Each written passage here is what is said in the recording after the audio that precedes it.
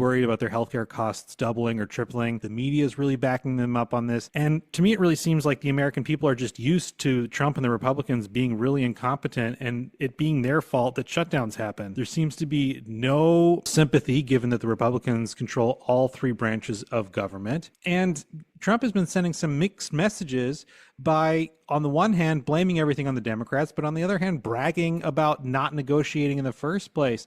I know I'm just making political judgments here, but Banker Bill, in the last episode, you seemed to say that Democrats should try to get whatever they can out of a shutdown because the economic consequences were going to be pretty limited. Do you still feel that way now that Trump's threatening to just lay off federal workers instead of furloughing them? Yeah, you actually brought that up, and I didn't appreciate it enough when you did. So I had said, based on who you look at, Peterson Institute, Goldman Sachs, Yale Budget Lab, they come up with the hit to GDP is like somewhere to a third of a point to 0.4. So 0.3 to 0.4.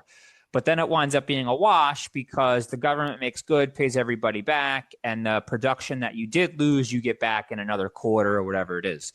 But if you're telling me now that ultimately these people are just going to be absolutely fired, then that does change the calculus. And then, you wouldn't get it back. And based on the current job market and continuing claims, as in continuing claims, the number of people drawing for unemployment or applying for unemployment going up, and the median number of weeks it takes to get a job going up when you are laid off, to an extent, that's playing with fire. Because if you're going to go ahead and fire, let's say 800,000 people and take them off their payroll and kick them out of their job, they're going to have to find a new job. And the data is telling us right now that it could be a half a year to a year for those people to find a new job if it's not in the government or somewhere else. I mean, that's a lot of people.